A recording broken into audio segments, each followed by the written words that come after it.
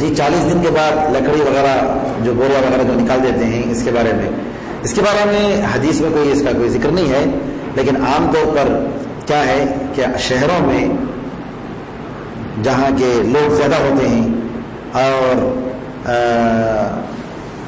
قبرستان وغیرہ زیادہ بڑے نہیں ہوتے، چھوٹے ہوتے ہیں، تو ایسے موقع پر ضرورت کے لیے کام کیا جاتا ہے، اور اس میں کوئی حرج نہیں ہے کہ لکڑیوں کو نکال دیں، بوریوں کو نکال دیں، اور جو ہے کیونکہ 40 دن تک عام خیال ہے کہ اس دن تک جو ہے وہ سب ساری چیزیں جو ہے ختم ہو جاتی ہیں، تو اگر کوئی ایسا ہوا ہے تو ضرورت کے لیے کوئی حرج نہیں ہے۔ اور مکے میں جو قبرستان ہے، معلّہ قبرستان، وہاں جو ہے باقاعدہ بدل دیا جاتا ہے، ہر اس کے بعد ڈیٹ ہوتا ہے ہر ایک کے ساتھ، یہ اتنے دن میں ان لوگوں کا اندازہ ہوتا ہے کہ بہت ہی قبرستان بہت چھوٹی قبرستان ہے وہ، لیکن اس میں کتنے لوگ دفن کیے جاتے ہیں، کرتے ہیں، تو لہٰذا ضرورت کے لیے اگر کرتے ہیں تو اس میں کوئی حرج نہیں ہے۔ ہاں اس میں کوئی حرج نہیں ہے۔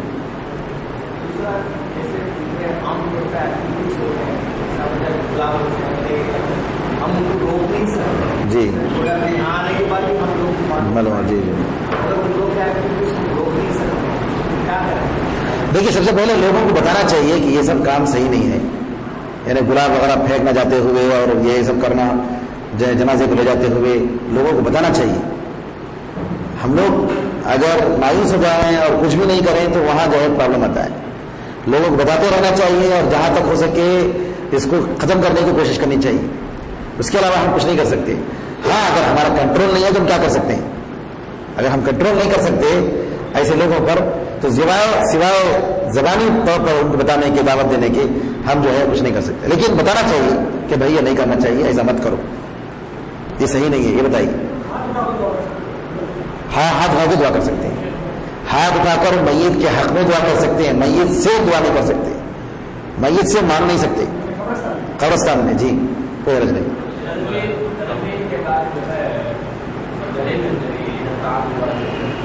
نہیں وہ صحیح نہیں ہے، دفن کرنے کے بعد پھر دوبارہ اثر نو میت سے ملنا، گلے ملنا، شیخ البانی رحمۃ اللہ علیہ کا یہ بھی بدعتوں میں سے ہے کہ دوبارہ تعزیت دیتے ہیں، تعزیت پہلے دے چکے ہیں سب کچھ، پھر دوبارہ جو ہے اس کے لیے مل کر تعزیت دینا دوبارہ، گلے اس کے بعد دفن کرنے کے بعد۔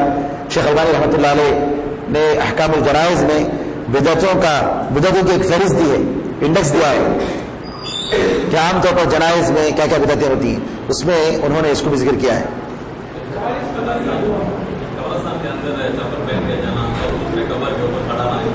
نہیں، قبرستان کے اندر چپل پہن کے جا سکتے ہیں یا نہیں جا سکتے ہیں؟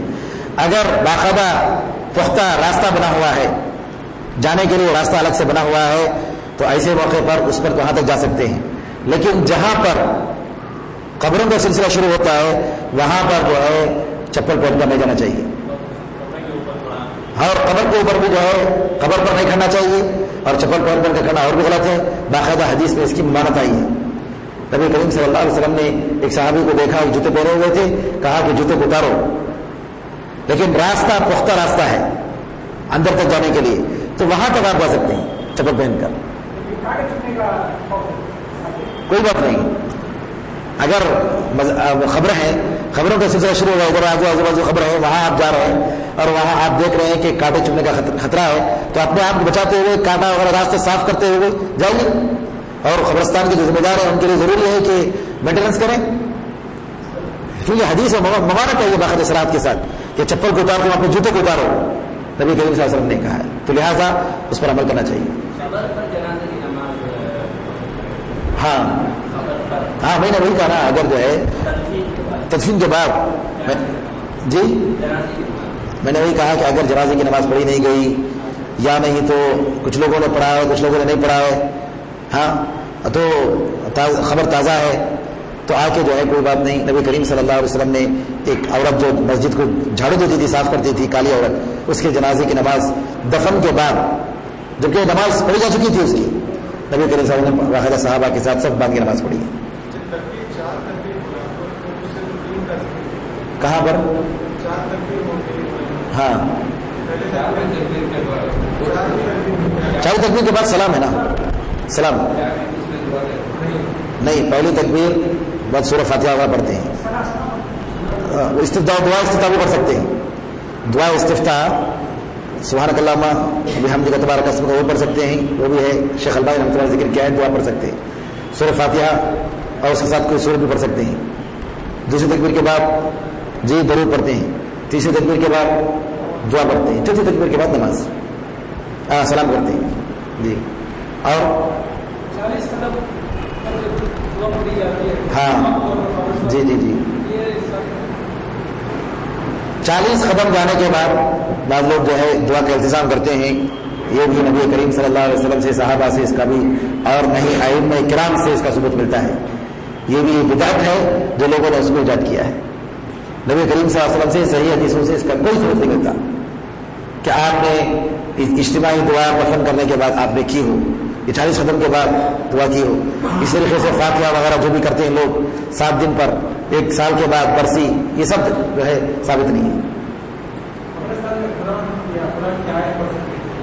قبرستان میں کس کے لیے؟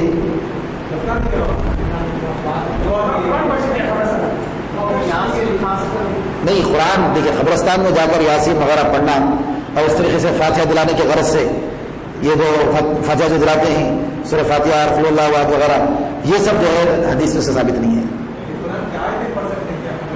اس کا تو کوئی ثبوت نہیں ملتا ہے. کس لیے قرآن کی آیت پڑھتے ہیں؟ خصوصیت کیوں؟ اپنے لیے نہیں، آپ میت کے لیے دعا کریں، میت کے لیے دعا کریں، میت کے لیے دعا کریں. اپنے لیے دعا کرنے کا مطلب یہ ہوگا کہ آپ وہاں جا کر کوئی خصوصیت دے رہے ہیں، امپورٹنٹ دے رہے ہیں کہ وہاں ہماری دعا قبول ہوتی. ایسا نہیں کرنا چاہیے. ہاں اگر آپ دعا کا واسطہ دیتے، اللہ کا دعا کرتے ہوئے اللہم انک انت الاحد الصمد الذی لم یلد ولم یولد ولم یکن لہ کفوا احد، اے اللہ میں تیرے اسماء و صفات کہ تو اکیلا ہے، تنہا ہے، تیرے ساتھ کوئی نہیں.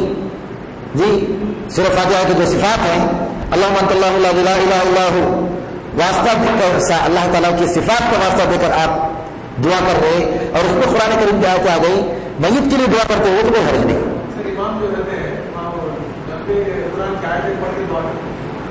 تو وہی تو کہہ رہا ہوں کہ عام طور پر یہ جو دعائیں ہیں ان کا کوئی ثبوت نہیں ہے.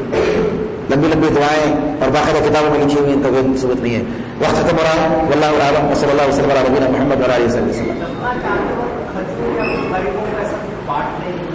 نہیں وہ بھی صحیح نہیں، بدعت ہے، بدعت ہے. مرنے سے پہلے تقسیم ہونا چاہیے، مرنے کے بعد ہی تقسیم ہونا سے شروع ہوتا ہے. نمک بانٹتے ہیں، چاول بانٹتے ہیں.